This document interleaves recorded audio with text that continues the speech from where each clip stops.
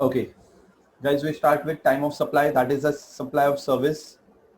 Second part है हमारा. अच्छा, सर्विसेज का जो time of supply of services का कंडीशन है, it is given under section 13 of CGST act 2017. अच्छा, गुड्स का सेक्शन 12 है guys. Time of supply of goods section 12, time of supply of service section 13. ठीक है. अब यहाँ पर अगर एक पर्सन सर्विस सप्लाई करता है तो हमें वहां पर ये चेक करना है कि उसका जो इनवॉइस है वो 30 डेज में इशू हो रहा है या नहीं हो रहा है. You need to check whether the invoice is issued within 30 days और invoice not issued within 30 days. अगर उसने इनवॉइस मतलब बिल 30 डेज में इशू कर दिया तो वहां पर डेट ऑफ इनवॉइस या डेट ऑफ पेमेंट जो भी अर्लीएस्ट होगा वो हमारा time of supply of service होगा गाइस. अगर मैंने इनवॉइस 30 डेज में इशू किया तो कंडीशन क्या बोल रहा है, date of invoice date of payment whichever is earliest. But अगर मैंने इनवॉइस 30 डेज में इशू नहीं किया तो वहां पर date of service and date of payment जो भी अर्लीएस्ट होगा वो हमारा टाइम ऑफ सप्लाई होगा. मतलब गाइस, सर्विसेज के केस में यू हैव टू चेक कि your invoice is issued within 30 days और not. If it is issued within 30 days then in that case date of invoice और date of payment जो भी earliest होगा वो तुम्हारा time of supply आएगा. और अगर इनवॉइस 30 डेज में इशू नहीं किया गया है from the date of service, वो केस में डेट ऑफ सर्विस या पेमेंट डेट जो भी अर्लीएस्ट होगा वो हमारा टाइम ऑफ सप्लाई होगा. अच्छा गाइस, इसमें मैंने एक नोट लिखा हुआ है कि बैंक एंड इंश्योरेंस कंपनी के लिए the limit is 45 days. Normal business के लिए 30 डेज है. For banking and insurance company the invoice limit issue is 45 days. मतलब they can issue their invoice within 45 days. Other than any other company the invoice का limit issue limit कितना है, 30 days का है guys. ठीक है. Banking के लिए और इंश्योरेंस कंपनी 45 डेज है.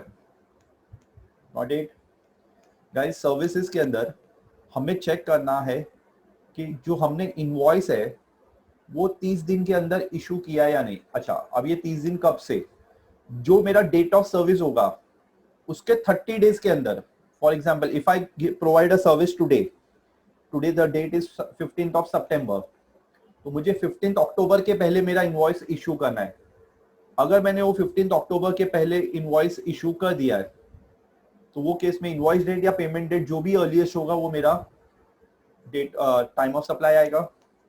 बट अगर मैंने 30 डेज में इनवॉइस इशू नहीं किया वो केस में पेमेंट एंड सर्विस डेट में से जो अर्लीएस्ट होगा वो मेरा टाइम ऑफ सप्लाई आएगा. That is in case of services. Goods में ऐसा कंडीशन नहीं था गाइस. वहां पर क्या है, whichever is earliest हम कंसीडर कर रहे थे. बट इसमें ऐसा नहीं है. सर्विसेज के केस में हमें चेक करना पड़ेगा कि इनवॉइस 30 डेज के अंदर इशू हुआ है या नहीं हुआ. Got it. Find time of supply of services. अच्छा, यहाँ पर सर्विसेज का हमें टाइम ऑफ सप्लाई निकालने बोला है. उसमें भी क्या बोला है, अंडर फॉरवर्ड चार्ज में. ठीक है, फॉरवर्ड चार्ज मैकेनिज्म के under. Got it. Next, in the following cases of Mrs. Ashok and Company, a cost accountant firm as per provision of CGST Act 2017. Now very first, cost accountant firm है ये, banking नहीं है, insurance company नहीं है. Banking and insurance के लिए मैंने अब क्या बताया था, 45 days, limit is 45.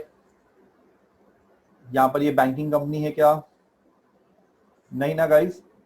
तो इसके लिए लिमिट कितना डेज है, the limit will be 30 days. आगे बढ़ते, I proceed further. नेक्स्ट हमारे पास अभी इंफॉर्मेशन में डेट ऑफ सर्विस दिया हुआ है. So I denote my date of service as A. Column number A मैंने डिनोट किया. डेट ऑफ सर्विस को मैं शॉर्ट में DOS लिख के रख रहा हूँ मेरे रेफरेंस के लिए. उसके बाद क्या दिया हुआ है, नेक्स्ट डेट ऑफ इनवॉइस, ठीक है। तो डेट ऑफ इनवॉइस गाइस मेरा क्या आएगा,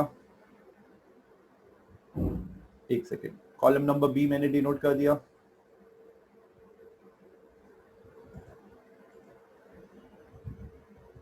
वन सेकेंड, ठीक है। So this is I am denoting as my DOI, ये मेरा आ गया डेट ऑफ इनवॉइस, ठीक है। I am denoting date of invoice as column number B. अब तीसरे कॉलम में क्या दिया हुआ है, in the third column date of receipt of payment, तो मैं मेरे डेट ऑफ पेमेंट को DOP डिनोट कर रहा हूँ गाइस। DOP मतलब मेरा डेट ऑफ पेमेंट, ठीक है। तो I am denoting date of payment as column number C, ठीक है। ये मेरा कॉलम नंबर सी आ गया। आगे देखते हैं अब क्या बोला है। ये तीन इंफॉर्मेशन मेरे पास अवेलेबल है, एग्जाम में तुम्हें ये तीन इंफॉर्मेशन दी होगी गाइस। अब तुम्हें यहाँ पर 4 कॉलम एक्स्ट्रा बनाने हैं, ठीक है। मैंने ये 4 कॉलम देखो इधर ड्राफ्ट करके रखे हुए हैं। अब ये पहले कॉलम में क्या प्रिपेयर करोगे, in the first column you will find out the time limit, ठीक है। यहाँ पर क्या फाइंड करोगे, time limit for issue of invoice, मतलब हमारा इनवॉइस इशू करने का टाइम लिमिट क्या है, ये हम लोग फाइंड करेंगे। अभी जैसे देखो, ये बंदे ने सर्विस कब दिया था, 16 अगस्त को, तो अभी इसको 30 डेज में इनवॉइस इशू करना है। डेट ऑफ सर्विस क्या है मेरी, 16 अगस्त, तो मुझे इनवॉइस कब इशू करना है, that is within 30 days. So अगस्त में 30 डेज ऐड करो, ये 16 तारीख में, तो 15 दिन अगस्त के हो गए और 15 दिन सितंबर के, सो 30 days. So I can consider is 15th of September 2019। समझ में आया मेरे पास ये लास्ट डेट कैसे आया, टाइम लिमिट कैसे मिला। 16 अगस्त को हमने सर्विस दिया था गाइज, तो 30 डेज के अंदर हमें इनवॉइस इशू करना है। तो मैं अगर ये 30 डेज इसमें ऐड कर दूं तो मेरा लास्ट डेट ऑफ इनवॉइस क्या रहेगा, टाइम लिमिट क्या होगा, time limit for issue of invoice, time limit बोलो या लास्ट डेट बोलो, ठीक है। मेरी लास्ट डेट इशू करने की क्या है, 15th of September। अच्छा, इसके बाद सेकंड केस में सर्विस कब दिया था, और सितंबर 6 सितंबर को, तो इनवॉइस इशू करने का date will be 6th of October 2019, बराबर है। सेम थर्ड केस में, अब थर्ड वाली का डेट ऑफ सर्विस देखो क्या है गाइस, थर्ड वाली का डेट ऑफ सर्विस है 12th of September, ठीक है। तो 12th of September है, तो इसके केस में 30 डेज क्या आएगा, 12th of October 2019। Next, fourth वाले केस का सर्विस डेट क्या है, 16th of September, तो इसका इनवॉइस डेट लास्ट डेट क्या रहेगा, 16th October 2019। फिफ्थ वाले का 18th October 2019। सिक्स्थ वाले का 20th October 2019। Next 24th October 2019, बराबर है। लास्ट वाले का 26th October 2019। मैंने क्या किया गाइस, ये मेरा जो सर्विस डेट है, ये वाला डेट ऑफ सर्विस, इसमें 30 डेज ऐड करके लास्ट टाइम लिमिट निकाला मैंने, बराबर है। तो मेरे को सबसे पहले यही ढूंढना है कि मेरी लास्ट डेट, इनवॉइस इशू करने की लास्ट डेट क्या है, what is the last date for issue of invoice. अब जैसे मैंने यहाँ पर चेक किया, तो गाइस मैंने ये सब में 30 डेज ऐड करके इनवॉइस इशू करने का लास्ट डेट ढूंढा, तो लास्ट डेट मिल गया मुझे। अब मुझे ये चेक करना है कि मेरा जो इनवॉइस है वो 30 डेज के अंदर इशू हुआ है या नहीं, ये तो टाइम लिमिट मिल गई। अभी ये चेक करना है whether invoice issued within the limit, तो ये मेरा सेकंड कॉलम में आएगा। सेकंड कॉलम में क्या लिखोगे, weather invoice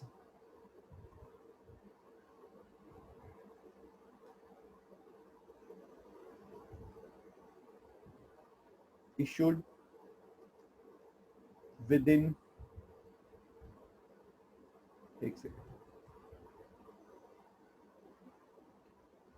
invoice issued with in limit. ठीक है, ये मेरा सेकंड कॉलम मैंने बनाया। गाइस ये वाले जो कॉलम्स है ये मेरे सॉल्यूशन का पार्ट है गाइस। मुझे एग्जाम में जो क्वेश्चन था वो यहाँ तक दिया था। ठीक है, ये मेरा क्वेश्चन का पार्ट है। आई हाईलाइट दिस, तो ये याद रहेगा। ये सब पार्ट जो है हमारा, ओके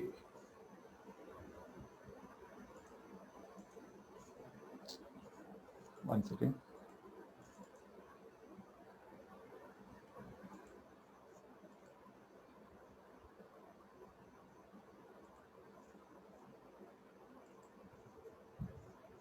ओके ठीक है गाइस,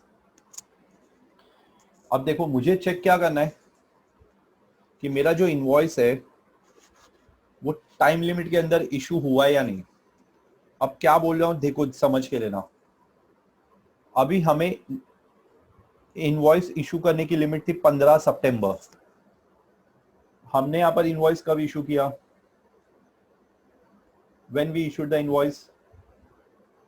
हाँ गाइस, इनवॉइस कब इशू हो रहा है, what is the invoice date.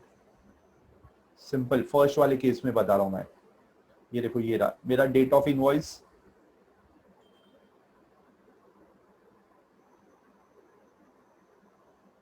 One second, invoice 5 September.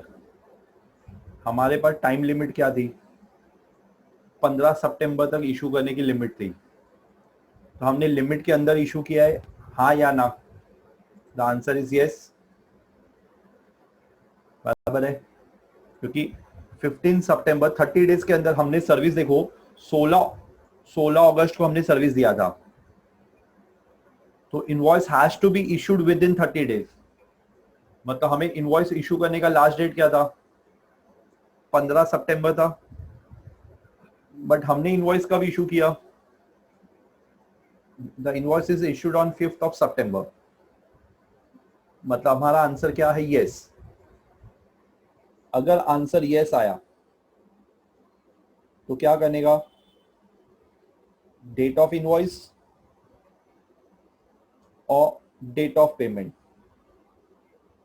Column number B और कॉलम नंबर सी। मैं इधर कॉलम बी और कॉलम सी, ये दोनों में से अर्लीस्ट लेना है। अच्छा वो तो बोलेंगे सर कैसे पता चला आपको बी और सी। बी मेरा डेट ऑफ इनवॉइस और सी मतलब मेरा डेट ऑफ पेमेंट। ये देखो यहाँ पर मैंने अभी जस्ट बताया था, if the invoice is issued within 30 days, तो invoice date payment date whichever is earliest. If not issued within 30 days, तो service date payment date whichever is earliest. तो अपने को क्या check करना है इधर ये सब में, अब कि सब में अपना आंसर यस है या नो है। अगर यस हुआ आंसर तो क्या करोगे, बी और C, invoice date payment date whichever is earliest. अच्छा अगर आंसर नो आया तो वो केस में ए और सी। अच्छा ए का मतलब मेरा डेट ऑफ सर्विस, ठीक है, A is my date of service, C is my date of payment. तो मुझे क्या करना है गाइस, अर्लीस्ट लेना है। तो अब हमारा जो स्टोरी है वो सब इस पे डिपेंडेंट है। क्या करने का, यस हुआ तो बी एंड सी में से अर्लीस्ट लेना है। तो अब ये बी एंड सी है, इसमें से अर्लीस्ट क्या है guys? B and C, 5th September, 6 September, which is earliest? 5th of September. मेरा आंसर फर्स्ट वाले का आएगा 5th सितंबर। क्लियर? सेकंड में मैंने इसलिए नहीं लिखा क्योंकि आंसर नो में नहीं आया। अब आगे देखते हैं सेकंड केस में। देखो सेकंड वाले का इनवॉइस कब इशू हुआ? 5th अक्टूबर को, 5th ऑफ अक्टूबर, और हमारा टाइम लिमिट क्या था? 6 अक्टूबर इशू करने का। लास्ट डेट क्या है? 6 अक्टूबर। तो आंसर अगेन आएगा यस। अच्छा, कैसे पता चला यस गाइस? 6 तारीख लास्ट डेट था इशू करने का, हमने 5 तारीख को इनवॉइस इशू कर दिया है, तो आंसर आ रहा है यस। थर्ड वाले का चेक करते हैं। थर्ड वाले का इनवॉइस डेट क्या है? 14 अक्टूबर, और हमें लास्ट डेट क्या था इशू करने का? 12 ऑफ अक्टूबर। तो हमने 30 डेज के अंदर इनवॉइस इशू किया है क्या? The answer is no. Fourth वाले केस पे आते गाइस। डेट ऑफ इनवॉइस क्या है? 26 ऑफ सितंबर, और लास्ट डेट इशू करने की क्या थी? 16 अक्टूबर। तो 16 अक्टूबर से हमने पहले ही इशू कर दिया है, तो answer is yes. Next, date of invoice 5th case में क्या था? 4 नवंबर। लास्ट डेट इशू करने की क्या है? 18 ऑफ अक्टूबर। तो हमने इनवॉइस 18 अक्टूबर के बाद इशू किया है, तो the invoice is not issued within the limit. The answer no आ गया। 6th वाले का देखो, इनवॉइस कब इशू किया? 22 अक्टूबर, और हमें लास्ट डेट इशू करने की क्या थी? 20 अक्टूबर। तो again answer is no. Case number 7, invoice date 27 अक्टूबर है, हमें इशू करने का लास्ट डेट क्या था? 24 October. Again the invoice is not issued within the limit, तो आंसर नो आएगा। 8वें केस में इनवॉइस डेट क्या था गाइस? 30 सितंबर, और हमने इनवॉइस का लास्ट डेट क्या है? 26 अक्टूबर, मतलब 26 अक्टूबर से पहले इशू कर दिया। The answer is yes. जिधर आंसर यस है उसमें बी एंड सी का अर्लीस्ट लेना है। जैसे अभी देखो इधर सेकंड वाले केस में यस आ रहा है, तो बी एंड सी का अर्लीस्ट क्या है? 5th October, 21 October, earliest is 5th अक्टूबर, बराबर है। सेकंड थर्ड वाले में आंसर नो है। अगर आंसर नो आया तो date of service, date of payment, whichever is earliest. तो अब देखो थर्ड वाले में डेट ऑफ सर्विस क्या है? डेट ऑफ सर्विस है 12 सितंबर, और पेमेंट डेट क्या है? 15 ऑफ अक्टूबर। तो दोनों में से अर्लीस्ट क्या आ रहा है? तो जो अर्लीस्ट होगा गाइज हमें वो लेना है। तो यहाँ पर क्या किया हमने? फर्स्ट वाले में invoice and payment date earliest किया था दोनों में से। सेकंड में भी हमने इनवॉइस एंड पेमेंट डे में से अर्लीस्ट लिया, क्योंकि हमारा इनवॉइस 30 डेज के अंदर इशू हो रहा था। बट थर्ड केस में the invoice is not issued, answer no आया। तो यहां पर मेरा जो टाइम ऑफ सप्लाई है वो आएगा 12 सितंबर 2019, that is my date of service. Fourth वाले का आंसर क्या था गाइस? Answer is yes. तो आप क्या करोगे? यस हुआ तो इनवॉइस पेमेंट में से अर्लीस्ट लेना है। तो इनवॉइस एंड पेमेंट में से अर्लीस्ट क्या? पेमेंट है ये बार, बराबर है। तो आंसर यहां पर आएगा 1 सितंबर 2019। फिफ्थ केस में आंसर नो आ रहा है, तो उसमें सर्विस डेट या पेमेंट डेट। अभी सर्विस डेट क्या है? 18 सितंबर, और पेमेंट डेट है 7 अक्टूबर। तो आंसर नो आया, तो मेरा इनवॉइस पेमेंट सर्विस डेट आएगा। नेक्स्ट वाला भी आंसर नो है, 6th वाले केस का।